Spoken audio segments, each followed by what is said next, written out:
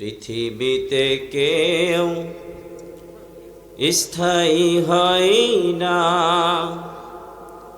হোক না সে ফেরাউন কিবা হাসিনা। কেউ ভবে চিরকাল রবে না, ঠিক কিনা? পৃথিবীতে কেউ স্থায়ী হয় না, হোক না সে ফেরাউন কিবা হাসিনা। কেউ ভবে চিরকাল রবে না, কেউ ভবে চিরকাল রবে না। চলে যায় সব ছেড়ে যেতে হয়, মৃত্যু মানে না কোনো পরিচয়, ঠিক না? চলে যায় সব ছেড়ে যেতে হয়, মৃত্যু মানে না কোনো পরিচয়। সব রাজা মহারাজা আর মহাবীর, সব রাজা মহারাজা আর মহাবীর, কাউকে সে অবকাশ দেয় না। পৃথিবীতে কেউ স্থায়ী হয় না, হোক না সে ফেরাউন কিবা হাসিনা। কেউ ভবে চিরকাল রবে না, কেউ ভবে চিরকাল রবে না। ফেরাউন শেষ তো ছিল না, মৃত্যু তাকেও ছেড়ে দিল না, ঠিক না? আমাদের দেশ ছোট্ট একটা মানচিত্র দেশ। এ দেশকে ইতিপূর্বে অনেক ষড়যন্ত্র করা হয়েছে দেশকে নিয়ে, আমরা আর ষড়যন্ত্র হতে দেব না, কথা বলেন ঠিক কিনা? সম্মানিত ভাইয়েরা, আপনারা দেখেছেন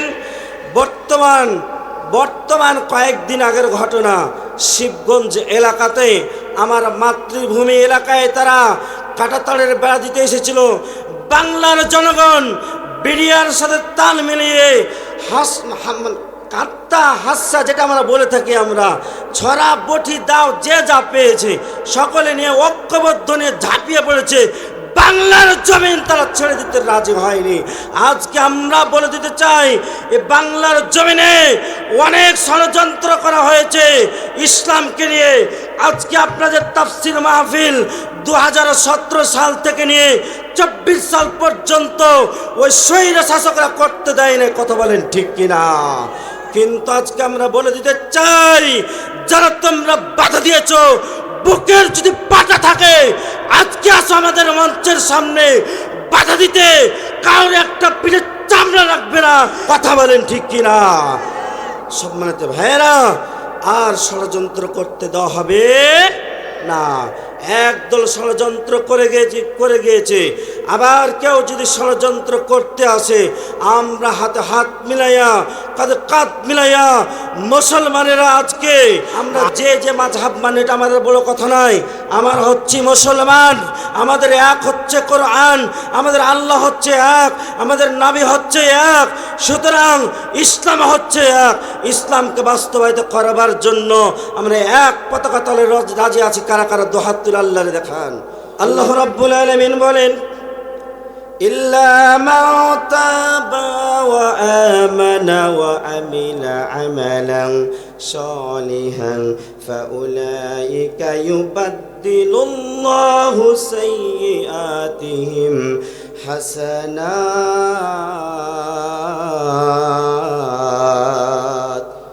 সূরা ফুরকান 19 নম্বর পারা 5 নম্বর পৃষ্ঠা 2 নম্বর লাইনের 70 নম্বর আয়াতে কারিমা আল্লাহ পাক ডাক দিয়ে বলেন, কোন বান্দারা যদি অপরাধ করার পরে আমি আল্লাহ তাআলার কাছে ফিরে আসে, তওবা করে, এরপরে ভালো ভালো আমল করার প্রতিশ্রুতি দেয়, ও আমিলা আমালান সালিহান ফাউলাইকা ইউবাদদিলুল্লাহ, আমি আল্লাহ রাব্বুল আলামিন ওই সব বান্দাদের জীবনের সমস্ত অপরাধগুলো মাফ করে দেব। মাফ করে দেওয়ার পরে ফাউলাইকা বাদদিলুল্লাহু সাইয়্যাতিহিম হাসানাত, ওই যে জায়গাগুলো গুনাহ করার পরে যে জায়গাটা ছিল ওই জায়গাটা যখন আল্লাহ তাআলা মাফ করে দেয়, গুনাহগুলো যখন মুছে দেয়, ডিলিট করে দেয়, ওই জায়গাটা যখন ফাঁকা হয়ে যায়, সাইয়্যাতিহিম হাসানাত, আমি আল্লাহ তাআলা তাদের ওই জায়গাতে উত্তম আমল দ্বারা পরিবর্তন করে দেব। বলেন না সুবহানাল্লাহ। এই জন্য আমাদের তাওবা করার দরকার আছে না না? আমরা ইতিপূর্বে অনেক হয়তো অন্যায় করেছি, অপরাধ করেছি, নিজেদের প্রতি জুলুম করেছি, অন্যায় করেছি, এরপর আমরা মনে করতেছি হয়তো আল্লাহ তাআলা আমাদেরকে মাফ করবে না। এমন আমাদের কন্ডিশন হতে পারে।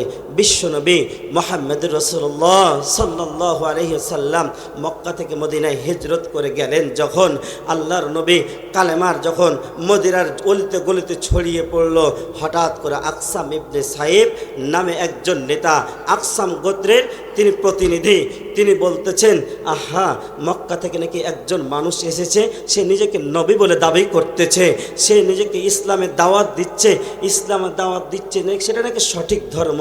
আচ্ছা চলো তো দেয় দেখি সে কি কথা বলে। তার কথা যদি সত্য হয়ে থাকে তাহলে আমরা মেনে নেব। আমরা তো অনেক অন্যায় করেছি, অপরাধ করেছি, নিজেদের প্রতি জুলুম করেছি, আমরা এত অপরাধ করার পরে কি আল্লাহ তাআলা আমাদেরকে মাফ করবে? আকসাম ইবনে সাইফ বিশ্বনবীর দরবারে চলে গেলেন। বিশ্বনবী মুহাম্মদুর রাসূলুল্লাহ সাল্লাল্লাহু আলাইহি সাল্লামকে বলতেছেন, আপনি নাকি ইসলামের একজন নবী, আপনাকে কোরআনের দাওয়াত দিচ্ছেন। আচ্ছা আমরা তো অনেক অপরাধ করেছি, অনেক জুলুম করেছি নিজেদের প্রতি, অনেক অপরাধ করতে করতে নিজেদের জীবনে আমরা কলেজায় মরিচিকা ফেলে দিয়েছি। ও আল্লাহর নবী, আমরা যদি এখন তাওবা করে যদি কালামা পড়ে নি, আল্লাহ তাআলা কি আমাদেরকে মাফ করবেন নাকি? বিশ্বনবী বলেন তো কখনো নিজের কি মন বড়া কথা বলে নাকি? কখন মন বড় কথা বলে নেই। বিশ্বনবী প্রশ্নটা আসমানের দিকে ছুড়ে দিলেন আল্লাহ রাব্বুল আলামিন, কারণ তখন পর্যন্ত আল্লাহর নবী জানে না কাদেরকে মাফ করবে আল্লাহ তাআলা। বিশ্বনবী আসমানের দিকে চেয়ে আছেন। আল্লাহ রাব্বুল আলামিন জিবরাইল আলাইহিস সালামকে বললেন, ও জিবরাইল, যাও যাও যাও, আমার নবী প্রশ্নের সম্মুখীন হয়ে গিয়েছে, তাড়াতাড়ি করে দেরি আর না করে সূরা জুমার 53 নম্বর আয়াতে কারিমা নিয়ে আমার নবীর কাছে চলে যাও, আর ওই কাফের সম্প্রদায়দের প্রশ্নের উত্তরটা তুমি দিয়ে দাও। বিশ্বনবীর কাছে চলে আসলেন হযরত জিবরাইল আলাইহিস সালাম, বলতেছেন, ইয়া রাসূলুল্লাহ, ইয়া হাবিবাল্লাহ, আপনি প্রশ্নের সম্মুখীন হয়ে গেছেন। নবী গো, আল্লাহ পাক রব্বুল আলামিন আমাকে সূরা জুমার 53 নম্বর আয়াতে কারিমা দিয়ে পাঠিয়ে দিয়েছেন, তাদের প্রশ্নের জবাব দিয়ে। ইয়া রাসূলুল্লাহ, ইয়া হাবিবাল্লাহ, আপনি এই আয়াতে কারিমা তাদের কাছে শোনায়া দেন, আর তাদের প্রশ্নের জবাব আপনি কোরআন থেকে দিয়ে দেন। বলেন সুবহানাল্লাহ। আল্লাহ রাব্বুল আলামিন বলেন, কুল ইয়া ইবাদিয়াল্লাযীনা আসরাফু আলা আনফুসিহিম লা তাকনাতু মির রাহমাতিল্লাহ ইন্নাল্লাহা ইয়াগফিরুয যুনুবা জামিআ ইন্নাহু হুয়াল গফুরুর রহিম।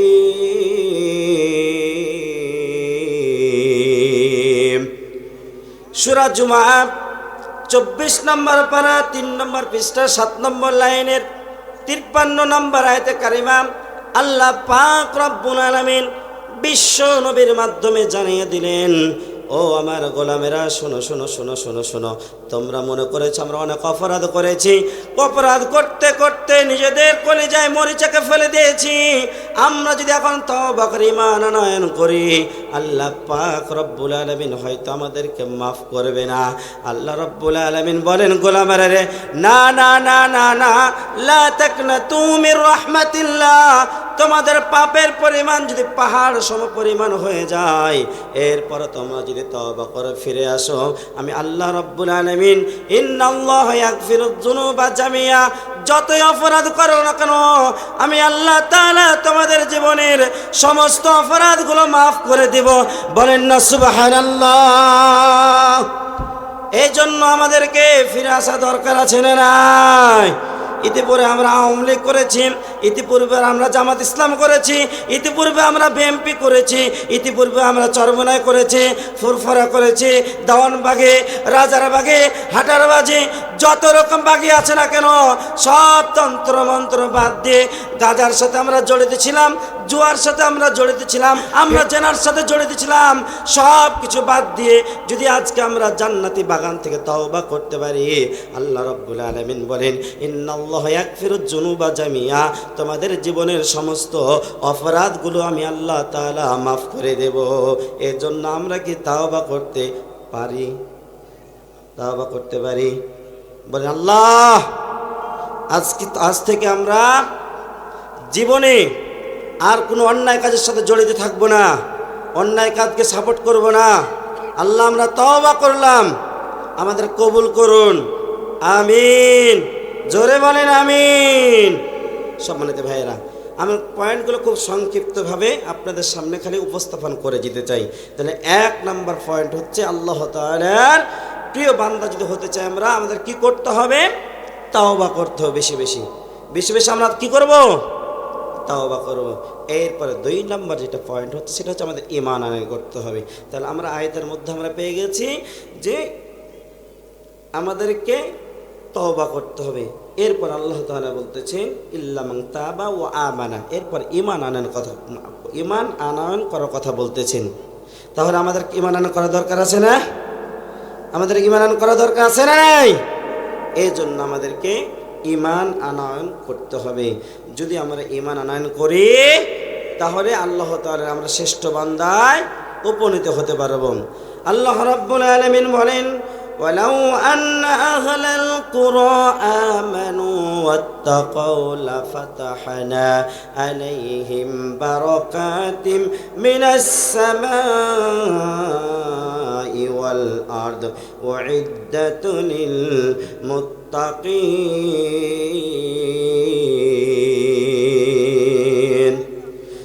সূরা আরাফ 9 নম্বর পারা 2 নম্বর পৃষ্ঠা 1 নম্বর লাইনে 96 নম্বর আয়াতে কারিমা আল্লাহ রাব্বুল আলামিন ডাক দিয়ে বলেন, কোন জনপদের মানুষ যদি আমি আল্লাহ তাআলাকে আল্লাহ তাআলা কলাউ আন্না আহলাল কুরা আমানু ওয়াত্তাকাউ লাফাতাহনা, কোনো জনপদের মানুষ যদি আমি আল্লাহ তাআলার প্রতি ঈমান আনয়ন করে, এরপরে আমি আল্লাহ তাআলাকে ভয় করতে পারি, আমি আল্লাহ তাআলা আসমান আর জমিনের সমস্ত বরকতের দরজাগুলো খুলে দিব। বলেন না সুবহানাল্লাহ।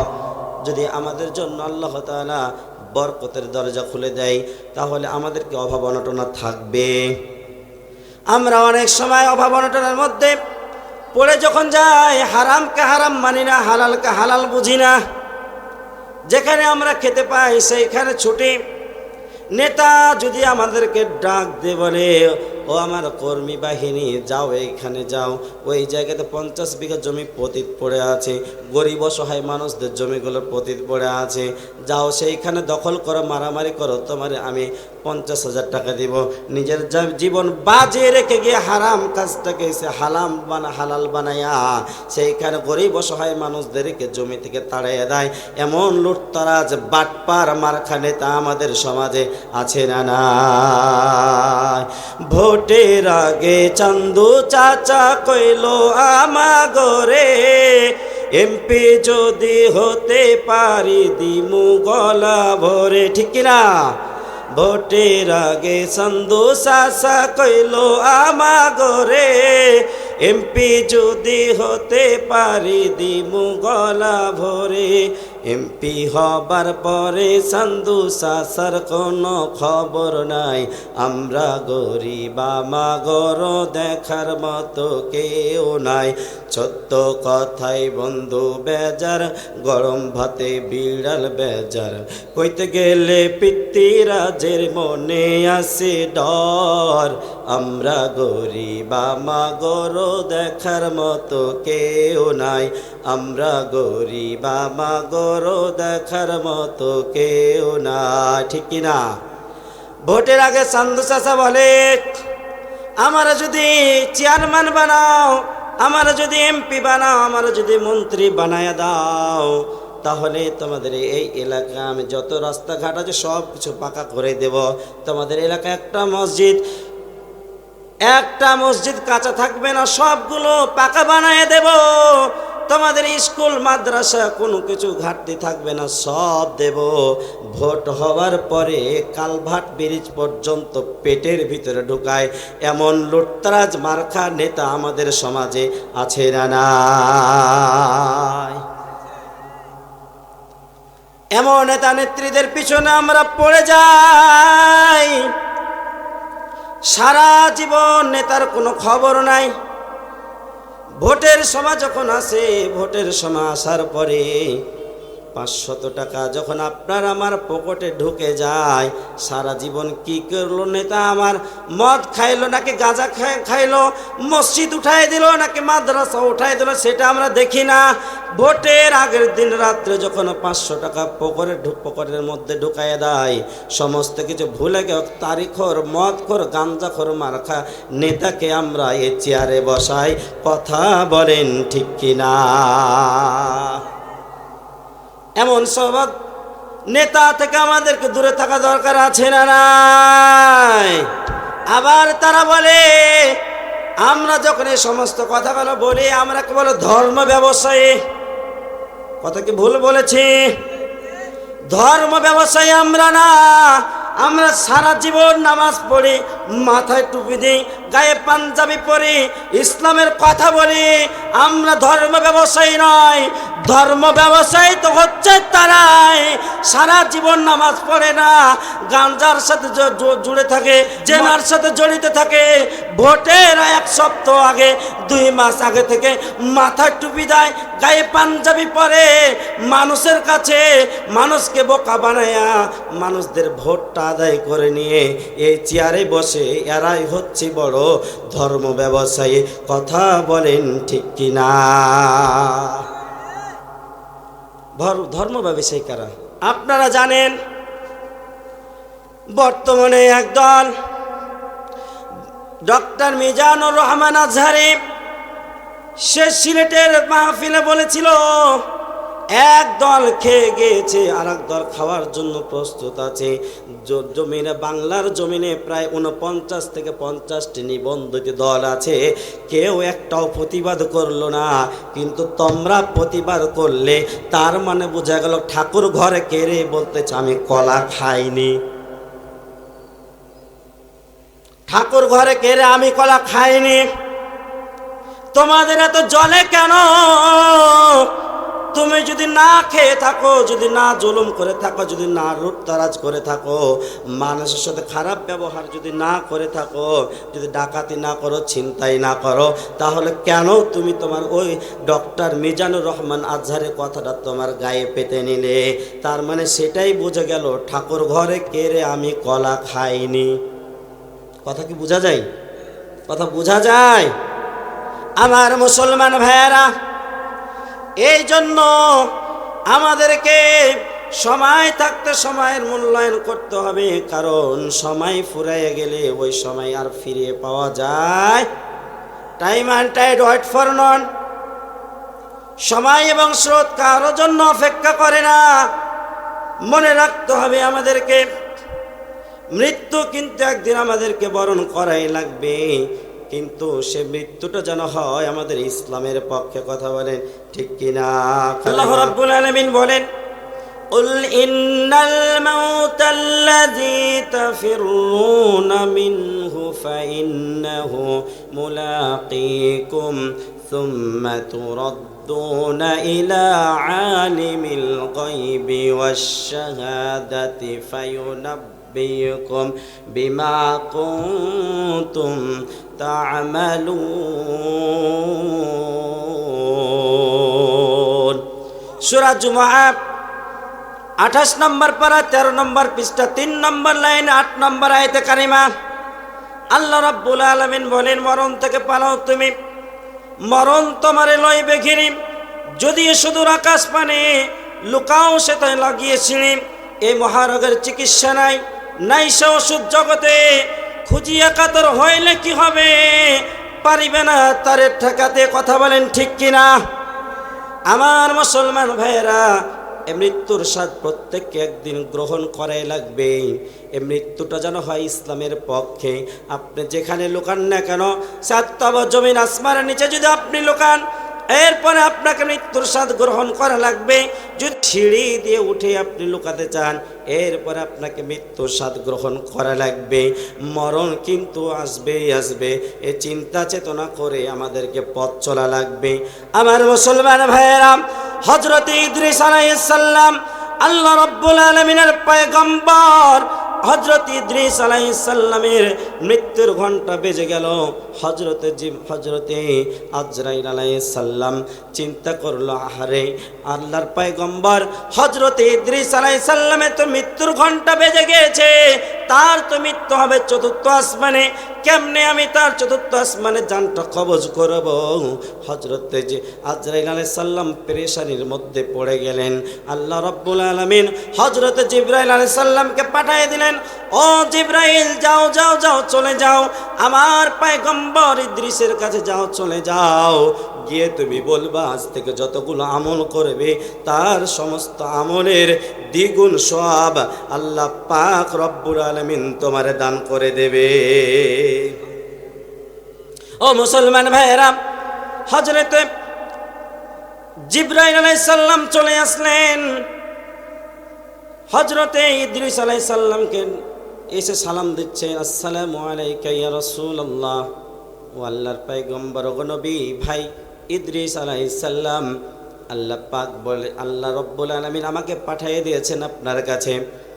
আজ থেকে আপনি যত আমল করবেন সমস্ত আমলের দ্বিগুণ সওয়াব আল্লাহ তাআলা আপনাকে দান করে দেবেন। হযরত ইদ্রিস আলাইহিস সালাম বলেন, ভাই জিবরাইল, আল্লাহ তাআলা যেহেতু আমার আমলের দ্বিগুণ সওয়াব দান করবে, তাহলে আল্লাহ তাআলার কাছে একটুখানি আমার হায়াতটা একটু বাড়িয়ে দেওয়ার ব্যবস্থা করেন। আল্লাহ তাআলার কাছে আমার একটু হায়াতটা বাড়িয়ে দেওয়ার জন্য একটু আরজি পেশ করেন। হযরতে জিবরাইল আলাইহিস সালাম ডাক দিয়ে বলেন, ভাই ও আল্লাহর পয়গম্বর, এই হায়াত বাড়ার দায়িত্ব তো আমার কাছে আল্লাহ তাআলা দেয় নাই।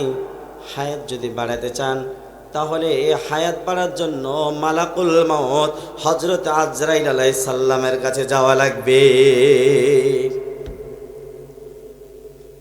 হযরত ইদ্রিস আলাইহিস সালাম বলেন, ভাই জিবরাইল, তাহলে তার কাছে আমাকে নিয়ে চলো। বলতেছে, তার কাছে আমি তোমারে কেমনে নিয়ে যাই? সে তো এখন চতুর্থ আসমানে রয়েছে, তার অফিসে বসে আছে। বলতেছে, আমাকে সেখানে নিয়ে চলেন। হযরত জিবরাইল আলাইহিস সালাম হযরত ইদ্রিস আলাইহিস সালামকে নিয়ে চলে গেলেন।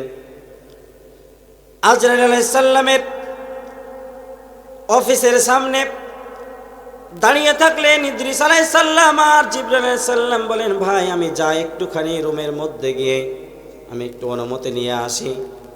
হযরত জিবরাইল আলাইহিস সালাম চলে গেলেন আজরাইল আলাইহিস সালামের রুমের ভিতরে।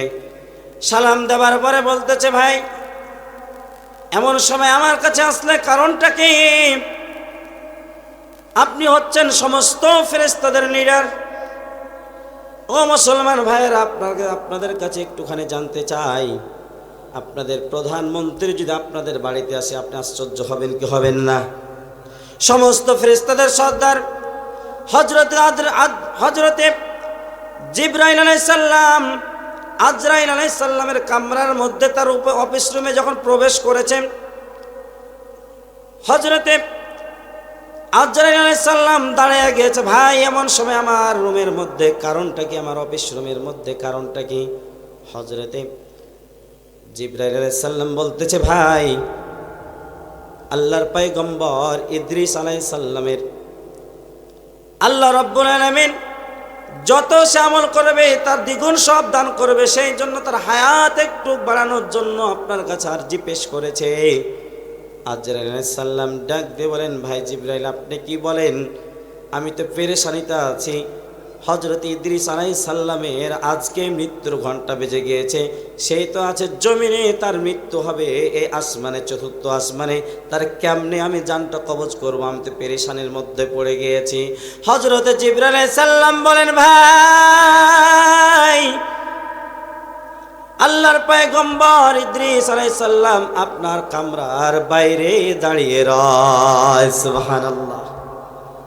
হযরত ইদ্রিস আলাইহিস সালাম বলেন, ভাই আলহামদুলিল্লাহ, আমি তো বড় পেরেশানি ছিলাম, এই জন্য আল্লাহ রাব্বুল আলামিন বলেন, কুল ইন্নাল মাউতাল্লাযী তাফিরুনা মিনহু ফাইন্নাহু মুলাকীকুম সুম্মা তুরাদ্দুনা ইলা আলিমিল গায়বি ওয়াশ-শাহাদাতি ফায়ুনাব্বিকুম বিমা কুনতুম তা'মালুন।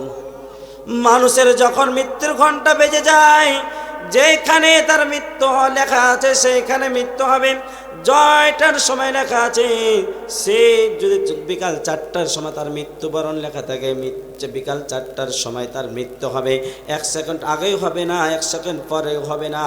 সুতরাং মৃত্যু আমাদের হবেই যখন আল্লাহ তাআলার পক্ষে থেকে, ইসলামের পক্ষে যেন মৃত্যু হয়, এই দিকে আমাদের হাঁটার দরকার আছে না। আমরা একদিন এমন একটা অবস্থায় ছিলাম, আমার দেহে শক্তি ছিল না, আমাদের দেহে শক্তি ছিল না, আমাদের যৌবন ছিল না, কথা বলার বাকস্বাধীনতা ছিল না। এমন একটা সময় থেকে আল্লাহ রাব্বুল আলামিন এ পর্যন্ত আমাদেরকে নিয়ে এসেছে। আমাদের দেহে শক্তি হয়েছে, যৌবন হয়েছে, কথা বলার বাকস্বাধীনতা আল্লাহ পাক রব্বুল আলামিন আমাদেরকে দিয়েছে। সে আল্লাহ তাআলাকে বলে কেমন করে আজকে মানুষরা ভুলে থাকে। আল্লাহ রাব্বুল আলামিন বলেন, কাইফা তাকফুরুনা বিল্লাহি ওয়া কুনতুম আমওয়াতান ফাআহইয়াকুম সুম্মা ইউমীতুকুম সুম্মা ইউহয়ীকুম সুম্মা ইলাইহি তুরজাউন। আল্লাহ রাব্বুল আলামিন বলেন, তোমরা কেমন করে আমার ব্যাপারে অবলম্বন করো, আমাকে বলে কেমনে তোমরা ভুলে থাকতে পারো, অথচ তোমরা ছিলে মৃত, তোমাদের কোনো প্রাণ ছিল না, তোমরা ছিলে নিষ্প্রাণ। তোমাদের দেহে আমি প্রাণ সঞ্চার করে দিলাম, জমিনে ভূমিষ্ঠ করে দিলাম, তোমরা চলাফেরা করতে পারতে না, তোমাদের কথা বলার বাকস্বাধীনতা ছিল না, তোমাদের চলাফেরার জন্য তোমাদের শরীরে শক্তি দিলাম, তোমাদের শরীরে যৌবন দিলাম, তোমাদের কথা বলার বাকস্বাধীনতা দিলাম। এরপরে আমাকে বলে ভুলে আছো, মনে রাখবি মনে রাখবি, তোমাদের জীবন যেমন দিয়েছে, আবার তোমাদেরকে মৃত্যুবরণ করা লাগবে, আবার আমার কাছে তোমাদেরকে ফিরে লাগবে। এই দুনিয়াটা পুতুল খেলা, হয় রে এই দুনিয়াটা পুতুল খেলা, খেলা তো নয় রে বাবা রঙের মেলা, খেলা তো নয় রে বাবা রঙের মেলা, কিছু হাসি কিছু কান্নার ভেলা, এই দুনিয়াটা পুতুল খেলা, হয় রে এই দুনিয়াটা পুতুল খেলা। ঠিক কিনা? আল্লাহ রাব্বুল আলামিন বলেন, আমার হায়াতুদ দুনিয়া ইল্লা মাতাউল গুরুর। এই দুনিয়াটা একটা রঙ্গমঞ্চ, দুনিয়াটা একটা খেল তামাশার জায়গা ছাড়া কোনো কিছুই নয়। ও মুসলমান ভাইয়েরা, এই জন্য রঙ্গমঞ্চ এসে আমরা যেন নিজেদেরকে আল্লাহ তাআলার পথ থেকে না ফিরিয়ে নেই। একদিন ছিলাম পুতুল আবার হব পুতুল, মায়ের কোলেতে ছিলাম অবলা। মায়ে দুলাবালি ঝেড়ে দিয়া টান দিয়া কোলে লইয়া, দুলাবালি ঝেড়ে দিয়া টান দিয়া কোলে লইয়া, মুখে তো চুমা দিয়া বাসি তো ভালা। এই দুনিয়াটা পুতুল খেলা, হায় রে এই দুনিয়াটা পুতুল খেলা। কেউ বলবে আল্লাহ আল্লাহ, কেউ বলবে হায় রে হায়। আব্দুর রশিদ সাহেব নাই। আরে হঠাৎ করে ফজরের সময় যদি মসজিদের মাইক থেকে ভেসে আসে আব্দুর রশিদ সাহেব এই জমিন থেকে বিদায় নিয়েছে, ইন্না লিল্লাহি ওয়া ইন্না ইলাইহি রাজিউন। আপনারা আফসোস করবেন, আমরা আফসোস করে বলবো আহা, রাত্রিবেলা তিনি সভাপতির দায়িত্ব পালন করেছেন। তাফসির মাহফিলে লোকটা কত ভালোই না ছিল, আজকে আমাদের ছেড়ে চলে গেল। এমনই আমরা বলি কি বলি না? কেউ বলবে আল্লাহ আল্লাহ, কেউ বলবে হায় রে হায়, রবিউল সাহেব নাই। কেউ কাটবে মাটি কাঁচা বাঁশের পালকি, কেউ কাটবে মাটি কাঁচা বাঁশের পালকি, তুলে লইয়া যাবে নতুন দলা। এই দুনিয়াটা পুতুল খেলা, হায় রে এই দুনিয়াটা পুতুল খেলা। খেলা তো নয় রে বাবা রঙের মেলা, খেলা তো নয় রে বাবা রঙের মেলা, কিছু হাসি কিছু কান্নার ভেলা। এই দুনিয়াটা পুতুল খেলা, হায় রে এই দুনিয়াটা পুতুল খেলা, হায় রে এই দুনিয়াটা পুতুল খেলা। লিল্লাহি তাকবীর, লিল্লাহি তাকবীর।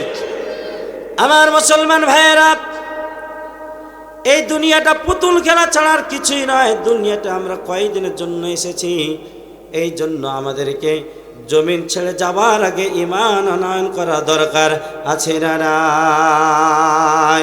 ঈমান যদি আমরা আনতে পারি আল্লাহ রাব্বুল আলামিন আমাদেরকে পুরস্কৃত করবেন, আল্লাহ তাআলা আমাদের জন্য জান্নাত দান করে দেবেন।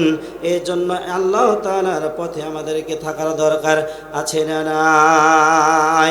ইন্নাল্লাযীনা আমানু ওয়া আমিলুস সালিহাতি কানাত লাহুম জান্নাতুল ফিরদাউসি নুজুলা খালিদিনা ফিহা লা ইয়াবগুনা আনহা হিওয়ালা। আল্লাহু আকবার।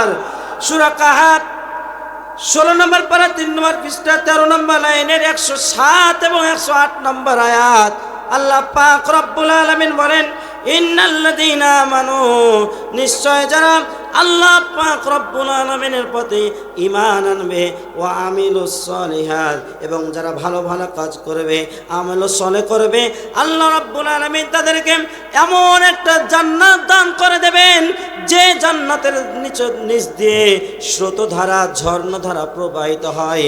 আল্লাহ রব্বুল আলামিন বলেন এই জান্নাতের মধ্যে তারা প্রবেশ করবে আর সেখান থেকে তারা বের হতে চাইবে না। বলেন না সুবহানাল্লাহ। এই জন্য ঈমান আনয়ন করা আমাদের দরকার আছে না নাই?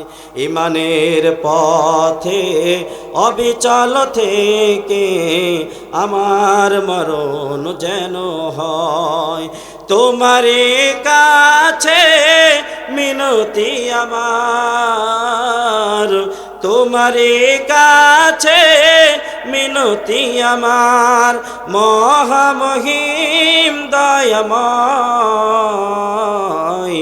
ঈমানের পথে অবিচল থেকে আমার মরণ যেন হয়। বলেন আমিন, জোরে বলেন আমিন। এই জন্য ঈমান আমাদের আনয়ন করা দরকার আছে না নাই? ঈমান আমাদের আনয়ন করতে হবে, ঈমানের পথে আমাদের চলতে হবে। ঈমান ছাড়া কেউ যদি মৃত্যুবরণ করে জান্নাত তার দ্বারা যাওয়া সম্ভব কি আর থাকে? থাকে না। এই জন্য ঈমান আমাদের চলে যে এমন কোনো কথা বলা যাবে না। সম্মানিত ভাইয়েরা,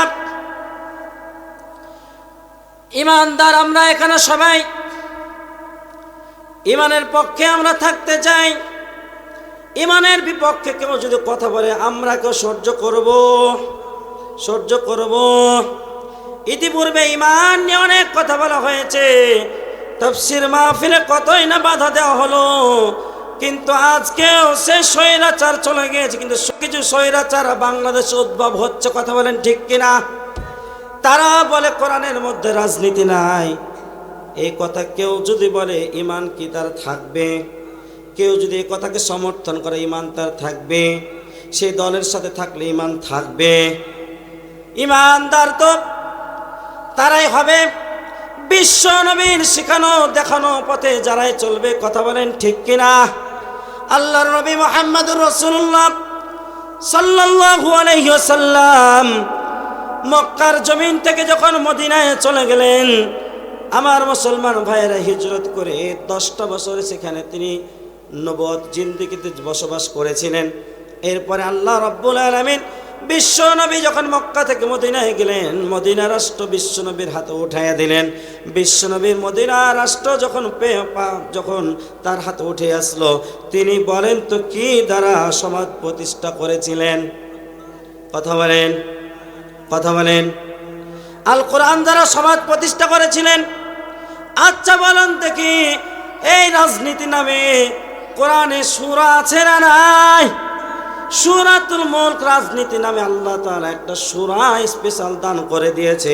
তাই বলি, যারা বলে কোরআনের সাথে রাজনীতির কোনো সম্পর্ক নাই, তার 2-4 পাশায় ইমানের দাম নাই। এই জন্য তাদেরকে বলতে চাই, যারা বলে কোরআনের সাথে রাজনীতি নাই, যারা কোরআন নিয়ে রাজনীতি করে তার ধর্ম ব্যবসায়ী, আমরা স্পষ্টভাবে তাফসীর মাহফিল থেকে জানিয়ে দিতে চাই, তোমরা রাজনীতি কোরআনের সাথে নাই বলো না কেন, এই কথা বলতে বলতে মুখের ফেনা উঠাইছে যারা জমিন থেকে বিদায় হয়েছে, তারা আজকেও যারা তাদের সাথে সমর্থন নিয়ে কথা বলবে, তাদের ভাষায় যারা কথা বলবে, স্বৈরাচারের ভাষায় যারা কথা বলবে, তারা বাংলার জমিনে ঠাঁই পাবে না। আওয়াজ দিয়ে বলেন ঠিক কিনা? ও মুসলমান ভাইরা, তাই আমাদের কোরআনের রাজনীতি করার দরকার আছে না নাই? ওয়ামান লাম ইয়াহকুম বিমা আনজালাল্লাহু ফাউলাইকা হুমুল কাফিরুন। বক্তব্যকার কেউ যদি কোরআনের বিপক্ষে কোনো আইন জারি করতে যায়, কোরআন দ্বারা যদি সমাজ প্রতিষ্ঠিত না করতে যায়, কোরআন দ্বারা যদি যারা বিচার ফয়সালা না করতে যায়, মুসলমান কি তারা থাকবে নাকি কাফেরে পরিণত হবে? কথা বলেন। তারা কাফেরে পরিণত হয়ে যাবে। বক্তব্যকার আমার মন করা কোনো বক্তব্য দেয়নি রে মুসলমান, আপনাদেরকে শুধু একটি সঠিক রাস্তা দেখার জন্য এ মঞ্চে বসেছি। আল্লাহ যখন আমাকে দায়িত্ব দিয়েছে, এই মঞ্চকে আমরা অপবিত্র বানাতে চাই না। মঞ্চ থেকে হক কথা বলেছি বিগত বছরগুলো, 2014 সাল থেকে নিয়ে আলোচনা করি মঞ্চের উপরে। আজ থেকে কখনো বাতিলের কাছে মাথা নত করি নাই। আল্লাহ রাব্বুল আলামিন দেহে যতদিন প্রাণ রেখেছে, জীবন যাবে, কিন্তু বাতিলের কাছে মাথা রেখে মাথা নত করে কথা বলতে চাই না। আল্লাহ তাআলা কবুল করেন, বলেন না আমিন। ছোট্ট মানুষ, 2014 সাল থেকে আলোচনা করি, ক্লাস 8-9 থেকে আলোচনা করি। আল্লাহ তাআলা এই মঞ্চে যখন বসাইছে, তখন থেকে সিদ্ধান্ত নিয়েছে কোরআনের পক্ষে হক কথা বলবো, কিন্তু বাতিলের কাছে মাথা নত করব না।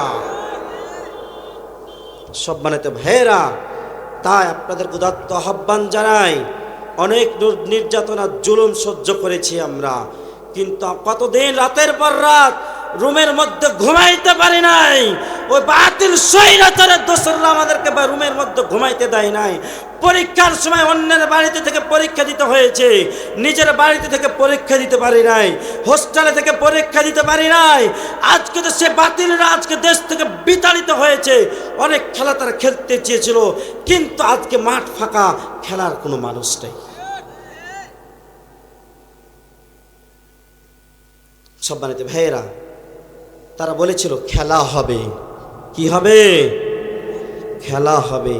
মাঠও আমাদের, খেলোয়াড়ও আমাদের, রেফারিও আমাদের। খেলা হবে, যত বাঁশি দিবে আমাদের পক্ষেই দিবে। আসো, খেলার জন্য আমার প্রস্তুত আছি, কিন্তু তোমাদের আজকে মাঠের মধ্যে পাই না। কথা বলেন ঠিক কিনা? সম্মানিত ভাইয়েরা, পার্শ্ববর্তী দেশ থেকে তারা উস্কানি দিচ্ছে আমাদের দেশটাকে, তারা বিভিন্নভাবে ষড়যন্ত্র তারা করা আরম্ভ করতেছে। আমরা বলতে চাই, আমরা এক কথা স্পষ্ট ভাষায় বলে দিতে চাই, তোমরা নিজেরা ভালো থাকো, আমাদেরকে ভালো থাকতে দাও। আমরা তোমাদের আমাদের সাথে দুশ্মনী করতে এসো না, আমাদের দেশকে নিয়ে খেলতে এসো না। আমাদের দেশকে নিয়ে খেলতে যদি আসো, খেলার জন্য আমরা প্রস্তুত আছি, কিন্তু এই খেলা সেই খেলা নয়। বিশ্ব নবী যে হাদিস বর্ণনা করে গিয়েছে, গাজওয়াতুল হিন্দের খেলা, হিন্দুস্তানের সাথে মুসলমানদের যুদ্ধ হবে, সে যুদ্ধে মুসলমানেরা মাথায় কাপড় বেঁধে ময়দানে নামবে, তারা বিজয় অর্জন করবে, ইসলামের পতাকা ভারতবর্ষ উড্ডয়ন করবে, মুসলমানরা সেখানে বিজিত হবে। কথা বলেন ঠিক কিনা? সেই গাজওয়াতুল হিন্দের খেলা খেলতে যদি আপনাদেরকে ময়দানে নামতে হয়, যদি আপনাদেরকে বুকের তাজা রক্ত সবুজ ভূখণ্ডে বিলিয়ে দিতে হয়, যদি আপনাদেরকে শাহাদাতের পেয়ালা পান করতে হয়, কারা কারা রাজি আছো? দু হাত তুলে আল্লাহকে দেখাও। আল্লাহ তাআলা কবুল করেন, বলেন আমিন। সম্মানিত ভাইয়েরা, আমাদের জন্য বড় সুসংবাদের বিষয়, মুসলমানরাই এ দেশকে শাসন করবে, ভারতবর্ষ মুসলমানরা ইসলামের পতাকা উড়াবে। এটা আমাদের জন্য সুসংবাদ নয়? বিশ্বনবীর হাদিস কি ভুল যেতে পারে? ভুল হতে পারে? ভুল হবে না। ভয় পাওয়ার কোনো কারণ নাই, টেনশন নাই। কথা বলেন ঠিক কিনা? সম্মানিত ভাইয়েরা, এই জন্য ঈমান নিয়ে আমাদেরকে বাঁচতে হবে। 3 নম্বর পয়েন্ট হচ্ছে, আমাদেরকে তাকওয়া নীতি অবলম্বন করা লাগবে। তাকওয়ার নীতি যদি আমরা অবলম্বন করতে পারি, আমাদের রব্বুল আলামিন যত অভাব অনটন আছে সবগুলো দূর করে দেবেন। আল্লাহ বলেন, ওয়া মাইয়াত্তাকিল্লাহা ইয়াজআল লাহু মাখরাজা। সূরা তালাক 28 নম্বর পারা 17 নম্বর পৃষ্ঠা 8 নম্বর লাইনে 1 নম্বর আয়াতে কারিমা আল্লাহ পাক রব্বুল আলামিন বলেন, যে কেউ আল্লাহকে ভয় করে আল্লাহ তার জন্য পথ বের করে দেবে। বলেন না সুবহানাল্লাহ? তাহলে আল্লাহ তাআলাকে যদি আমরা ভয় করতে পারি, তাকওয়ার নীতি যদি আমরা অবলম্বন করতে পারি, আমাদের সমস্ত পথগুলো আল্লাহ তাআলা বের করে দেবেন। যদি তারা বলুক আমরা আলু দেব না, পেঁয়াজ দেব না, তোমাদেরকে ইন্ডিয়াতে ঢুকতে দেব না, মায়ানমারে ঢুকতে দেব না, আসমান উপরে খোলা আছে, পার্শ্ববর্তী আরো দেশ আছে, অনেক ইসলামিক রাষ্ট্র আছে, তাদের জন্য আল্লাহ রাব্বুল আলামিন আমাদের বাংলাদেশের দ্বার খুলে রেখেছে। ভয়ের কোন কারণ আছে নাকি? এই জমিনে আজ থেকে প্রায় 25 বছর পূর্বে আপনাদের এলাকায় এই জমিনে চাষ করে কত বিঘা, 1 বিঘা জমিতে কত মণ ধান হতো?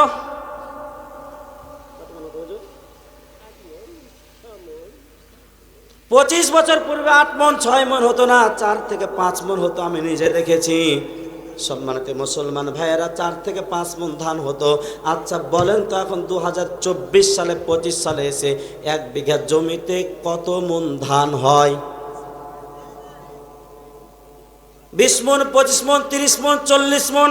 ফাতেমা নামক একটা ধান আছে, যে ধান জমিতে 1 বিঘাতে 50 মণের উপরে হয়। ফাতেমা নামক ধান আপনার নাম শুনেছেন? আমার একটা নানা আছে ডিলার, তিনি মতিউর রহমান ডিলার, চাস্ত নানা হয়, আপনারা জানেন, জাতাহার বাজারের বাড়ি।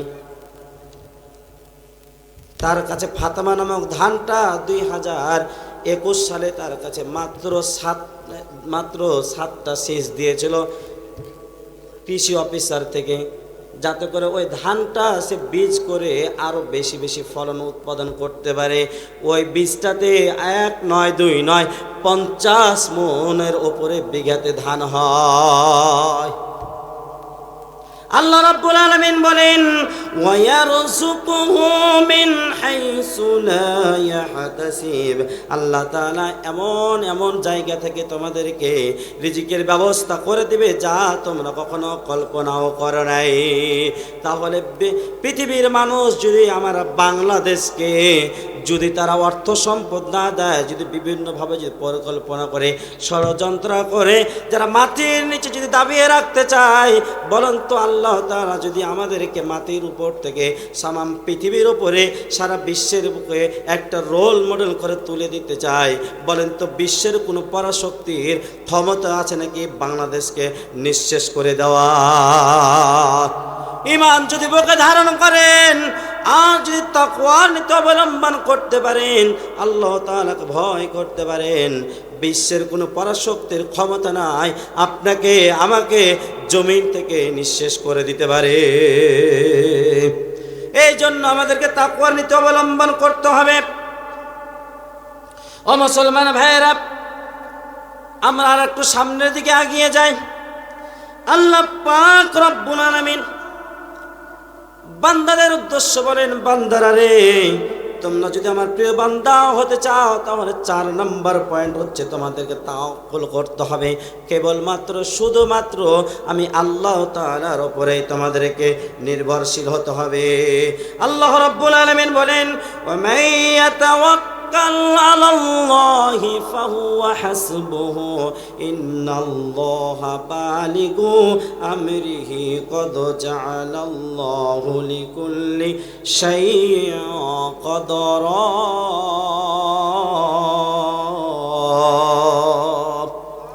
সূরা তালাক 28 নম্বর পারা 17 নম্বর পৃষ্ঠা 10 নম্বর লাইনের 3 নম্বর আয়াতে কারিমা আল্লাহ রাব্বুল আলামিন বলেন, যে ব্যক্তি আমি আল্লাহ তাআলার উপর নির্ভর করে তার জন্য আমি আল্লাহ তাআলা যথেষ্ট হয়ে যায়। বলেন না সুবহানাল্লাহ। কিচ্ছা কাহিনী বলার মানুষ নয় আমি তাফসীর করে আমি আলোচনা শোনাতে চাই আপনাদেরকে। সম্মানিত ভাইয়েরা, বর্তমানের সাথে তাফসীর মিল রেখে কথা বলার চেষ্টা করি। আমি কিচ্ছা কাহিনী বলারও মানুষ নয়, আমি ভূমিকা লম্বা করার মানুষ নয়। ভূমিকা আমি কিছু করেছি? ভূমিকা ছাড়া আমি আলোচনা শুরু করেছি। আমি খুতবা খুব বড় করে নেই, কি ওস্তাদ ঠিক না? আমি সরাসরি কোরআন থেকে এই 2-4 ঘন্টা, 1 ঘন্টা 2 ঘন্টা কতটুক সময় বলেন তো?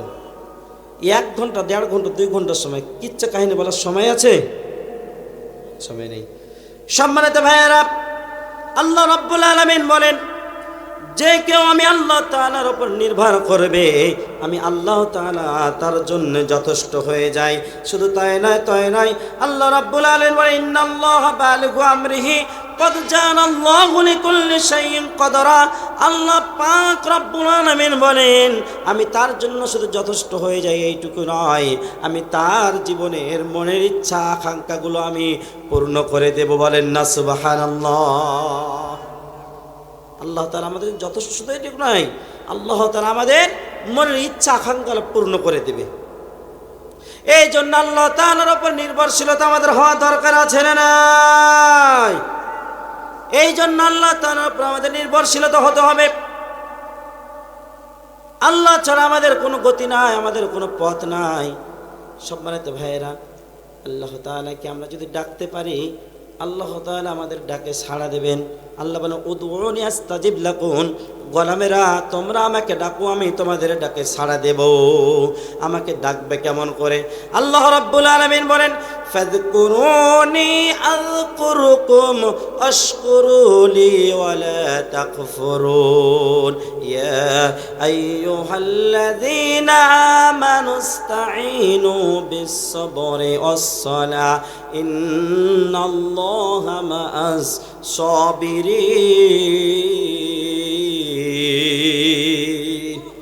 সূরা বাকারার মধ্যে আছে। আল্লাহ রাব্বুল আলামিন বলেন ফাযকুরুনি আযকুরুকুম, তোমরা আমাকে স্মরণ করবে, ওয়াশকুরুলি ওয়ালা তাকফুরুন, আমার কৃতজ্ঞতা প্রকাশ করো, অকৃতজ্ঞ হইও না, না শুকর হইও না, তোমরা কুফরি করো না। বক্তব্য কার? সর্ব অবস্থায় কৃতজ্ঞতা প্রকাশ করব আমরা কার? এই জন্য সর্বাবস্থা আল্লাহ রাব্বুল আলামিনের সমস্ত ভালো কাজের ক্ষেত্রে কেবলমাত্র শুধুমাত্র আল্লাহ রাব্বুল আলামিনের আমাদের কৃতজ্ঞতা প্রকাশ করতে হবে। কেননা আল্লাহ রাব্বুল আলামিন প্রত্যেক নামাজের মধ্যে যখন আমরা একটা সূরা পড়ি, সেই সূরাটার নাম কি? সূরাতুল ফাতিহা ছাড়া নামাজ হবে।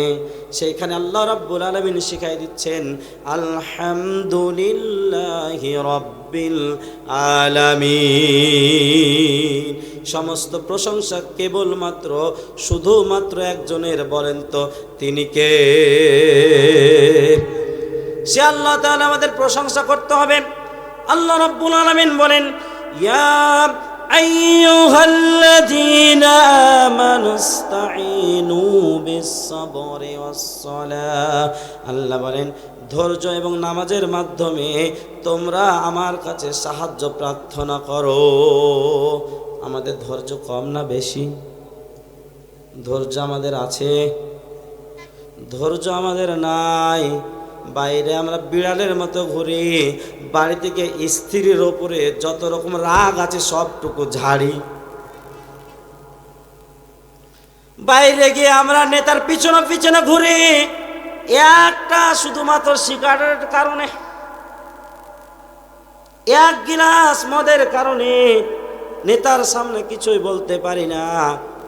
কিন্তু বাড়িতে যখন যাই, স্ত্রী একটু যদি ভাত রান্না করতে দেরি করে, কোথায় গিয়েছিলি তুই?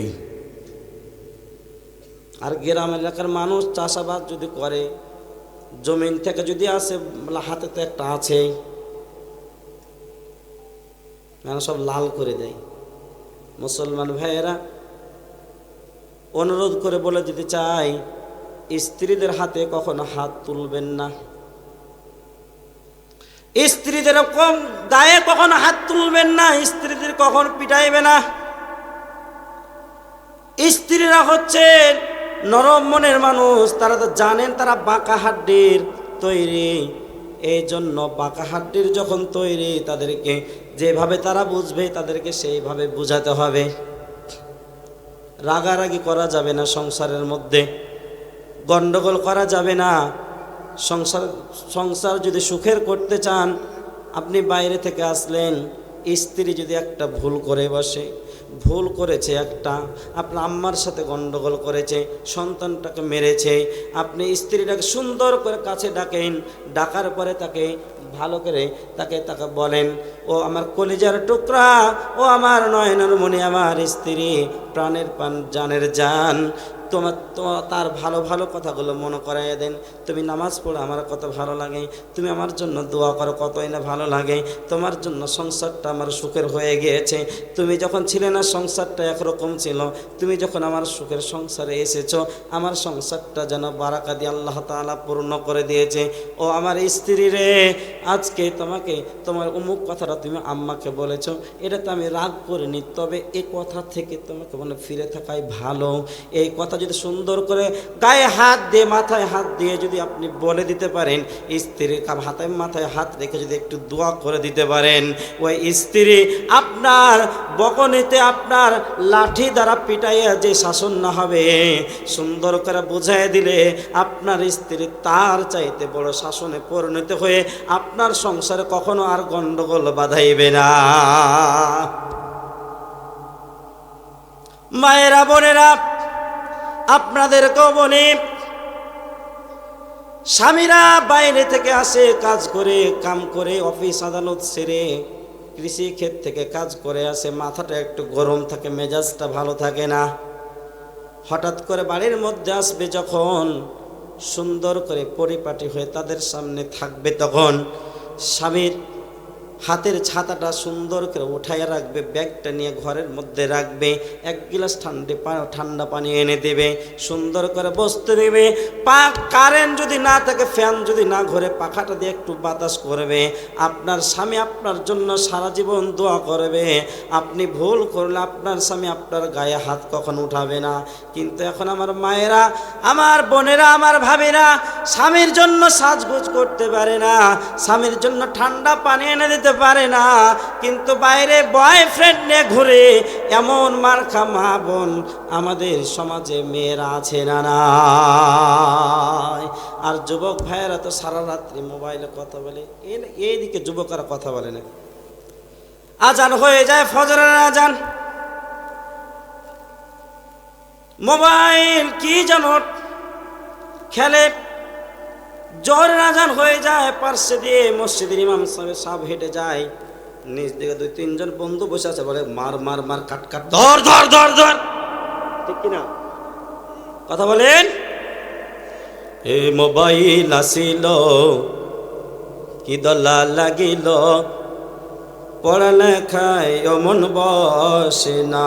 ভাইরে মোবাইল আসিল কি দলা লাগিল, পড়ালেখায় অমন বসে না। পরনে যাই থাক পেটে ভাত নাই যাক, পরনে যাই থাক পেটে ভাত নাই যাক, মোবাইল ছাড়া পলার চলে না। মোবাইল আসিল কি দলা লাগিল, পড়ালেখায় অমন বসে না। হে রাত 12টার পরে টুনি যখন ফোন করে, চোখের পাতায় ঘুম আসে না। ঠিক বলবেন কি? ও রাত 12টার পরে টুনি যখন ফোন করে, চোখের পাতায় ঘুম আসে না। সারা রাত জাগিয়া ফোনে কথা বলিয়া, সারা রাত জাগিয়া ফোনে কথা বলিয়া, ফজরের ঘুম যে পলার ভাঙে না। মোবাইল আসিল কি দলা লাগিল, পড়ালেখায় মন বসে না। ভাইরে মোবাইল আসিল কি দলা লাগিল, পড়ালেখায় মন বসে না। এ মোবাইলের খেলা প্রেম পীড়িতের মেলা, এখন আর বট তলায় লাগে না। ঠিক কিনা? আগের যুগে যখন একজনের সাথে আর একজনের সম্পর্ক তৈরি হতো, হাতে চিঠি লিখে তারপরে সম্পর্ক হতো। কথা বলেন ঠিক কিনা? আগে বটতলার পাশে বসে, স্কুলের পিছনে বসে, বিভিন্ন জায়গায় বসে তারা প্রেমের আলাপচারিতা করত।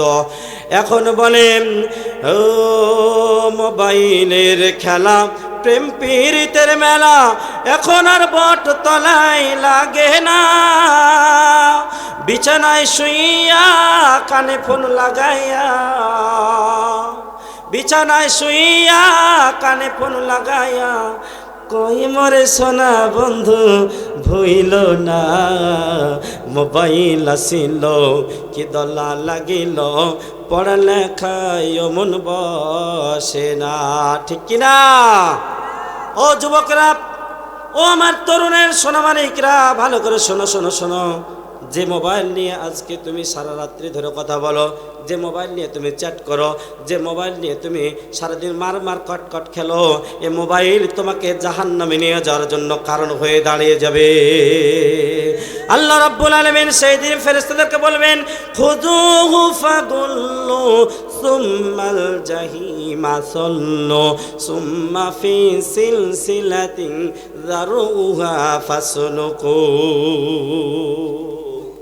আল্লাহ রাব্বুল আলামিন সেই দিন ফেরেশতাদেরকে বলবেন, ধর ধর, 70 হাত শিকল দিয়ে তাদেরকে বেঁধে ফেল, আর জাহান্নামের দিকে টানতে টানতে নিয়ে যা, আর জাহান্নামের মধ্যে ফেলে দে। আমার মুসলমান ভাইয়েরা, সেই দিন যদি এই অবস্থা আমাদের হয়ে যায়, বলেন তো আমাদেরকে আর কোনো কিছু করার থাকবে নাকি? সেই দিন আমাদের কোনো কিছু করা থাকবে না।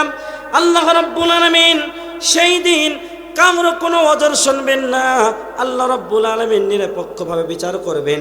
এই জমিনের মধ্যে পক্ষপাতিত্বভাবে বিচার হয় কি হয় না? 5 নাম্বার পয়েন্ট হচ্ছে, আমি শেষ করে দেব। 5 নাম্বার পয়েন্ট হচ্ছে দান সাদাকা করা। কি করা?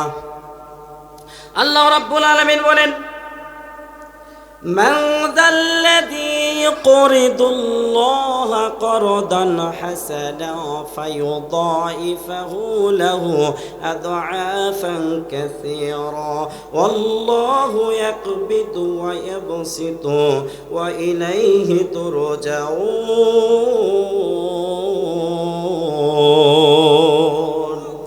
সূরা বাকারা 2 নম্বর পারা 19 নম্বর পৃষ্ঠা 5 নম্বর লাইনের 145 নম্বর আয়াতে কারিমা আল্লাহ পাক ডাক দিয়ে বলেন, কে এমন আছো তোমরা যারা আমাকে উত্তম কর্জে হাসানা দান করবে? কে এমন তোমরা আছো যারা আমি আল্লাহ তাআলাকে উত্তম কর্জে হাসানা দান করবে? কে এমন আছো তোমরা? আচ্ছা বলেন তো, আল্লাহর কি কোনো কিছুর অভাব আছে?